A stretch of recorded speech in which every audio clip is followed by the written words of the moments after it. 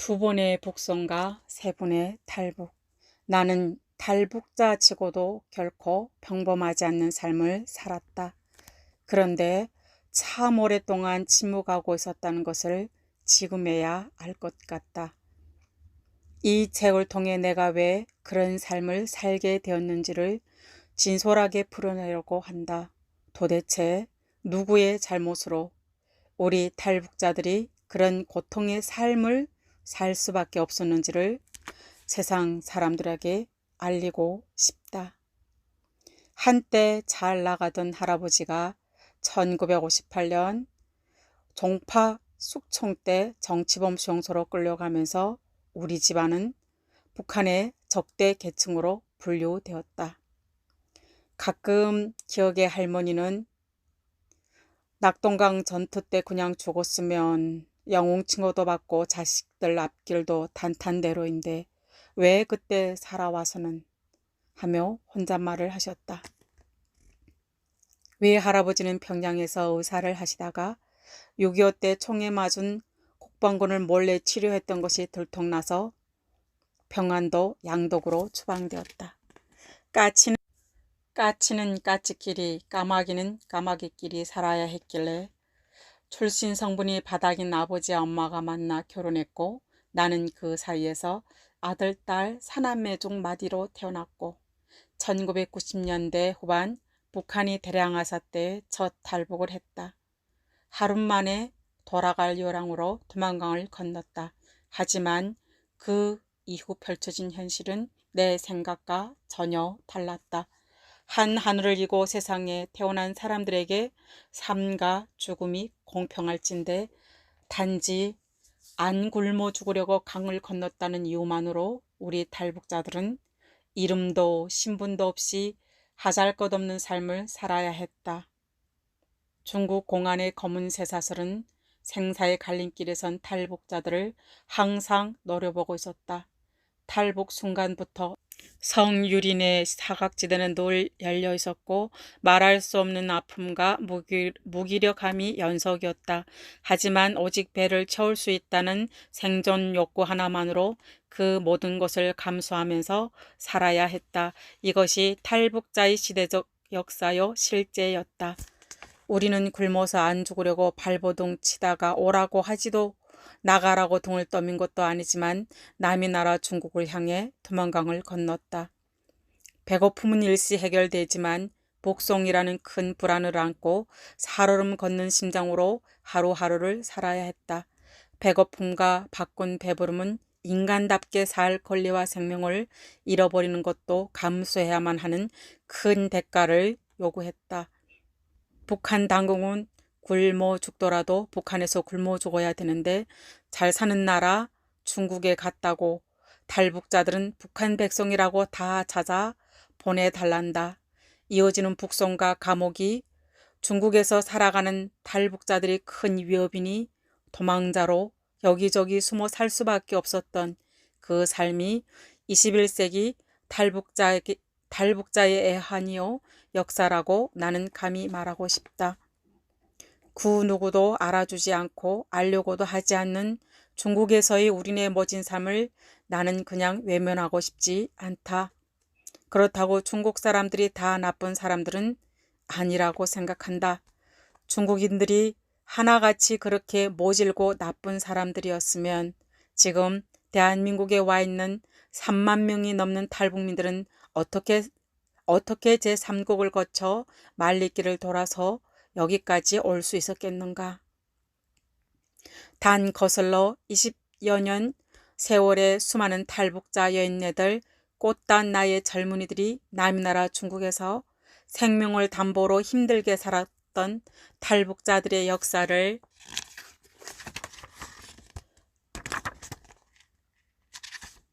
누군가는 꼭 짚어야 한다고 생각한다. 먼저 온 통일이라는 우리 세대가 어떻게 이 대한민국에 올 수 있었고 세계 여러 나라에 정착할 수 있었는지 후대들에게 알려주고 싶다.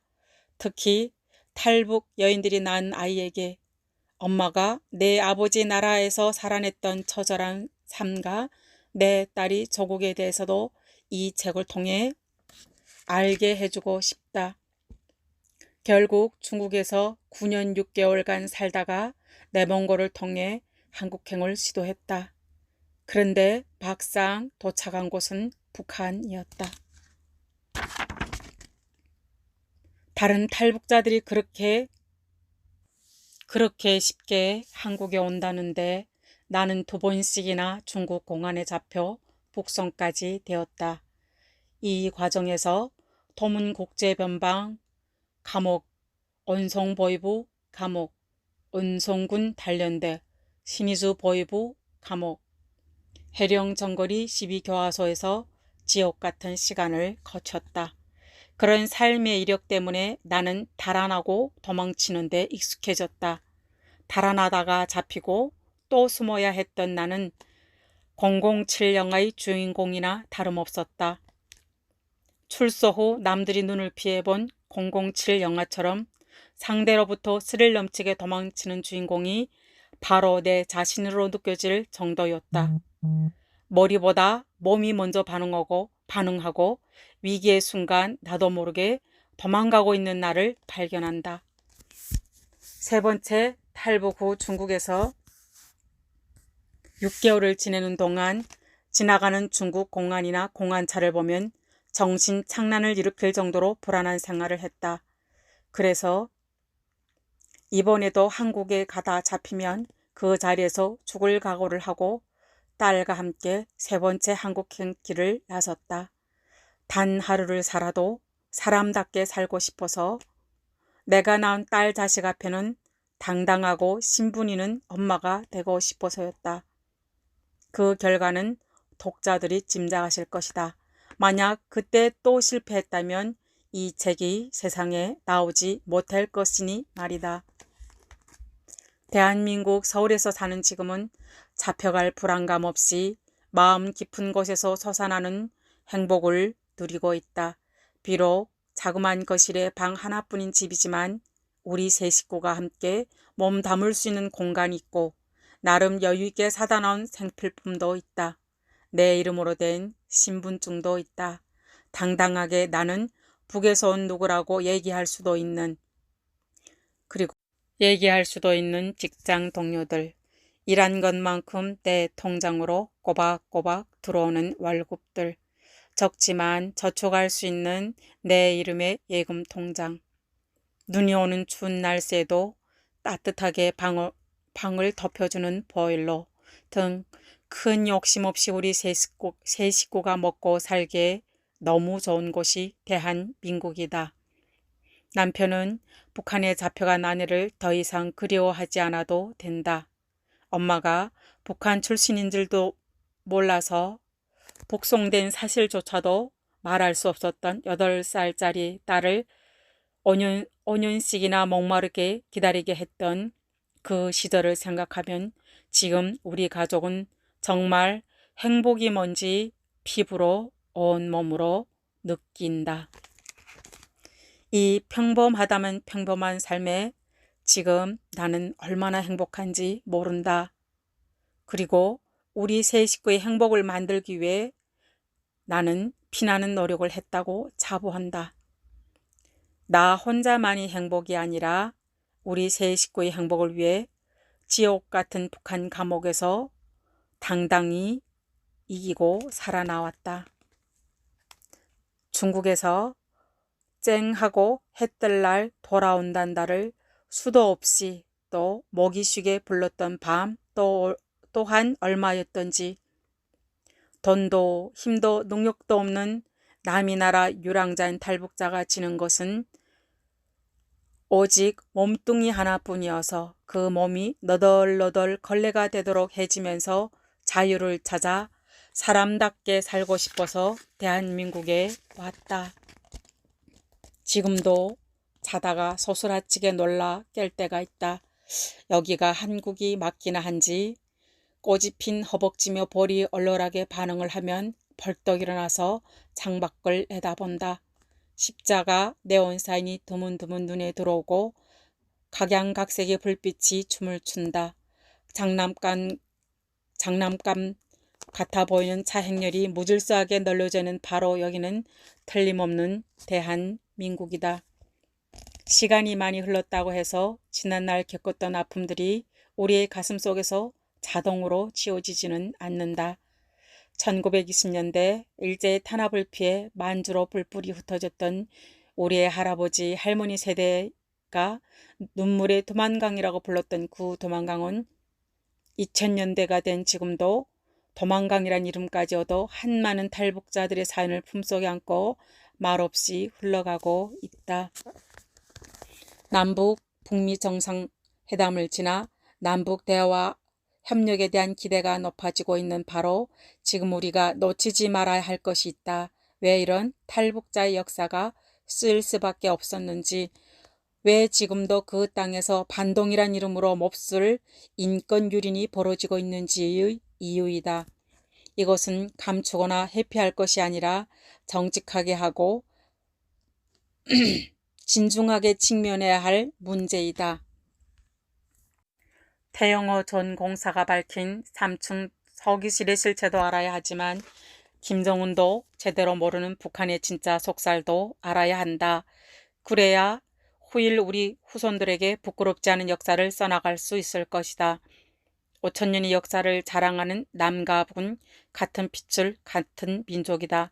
통일은 더 이상 미룰 수 없는 시대의 정신이라고 생각한다. 이제 한 하늘을 이고 동시대를 살아가는 똑같은 삶의 현장에서 기성세대보다 다음 세대에 관심이 더 필요한 시점인 것은 분명하다. 다음 세대들이 통일을 더 이상 외면하지 말았으면 하는 바람이 간절하다. 그런데 남한과 북한에서 다 살아본 나는 세상의 방법으로는 통일을 기대할 수 없다고 확신한다. 그래서 전 세계 요일 분단 국가인 남북이 통일을 위해 내려주시는 신의 한 수가 필요하다고 믿는다. 2번 북송되어 북에 있었던 5년 동안 엄마가 제일 필요했던 8살부터 잘 이겨내고 바르게 잘 자라주었고 지금도 친구처럼 엄마 곁에서 힘을 실어다주는 딸 소연과 남편, 탈북자 며느리 때문에 많은 것을 양보하고 감수하고 사신 시댁 식구들에게도 정말 감사드린다. 책이 나올 수 있게 함께 기도를 해주시고 늘 위험하고 힘든 북한 사고를 감당해 나가는 이빌림 목사님과 임천국 목사님, 이윤진 선교사님, 기도의 동력자이자 동생인 김여명, 언니라고 믿고 늘 따라주던 추나, 7년 전 하나원에서 처음 만나 지금까지 말없이 잘 되라고 응원해주는 북한인권정보센터 김인성 연구원, 힘들고 어려울 때 왼팔이 되어주었던 김지현과 하나원 기수 158기 동료들이 있어서 하나님의 자녀 인간 이용주로 잘 견딜 수 있었다.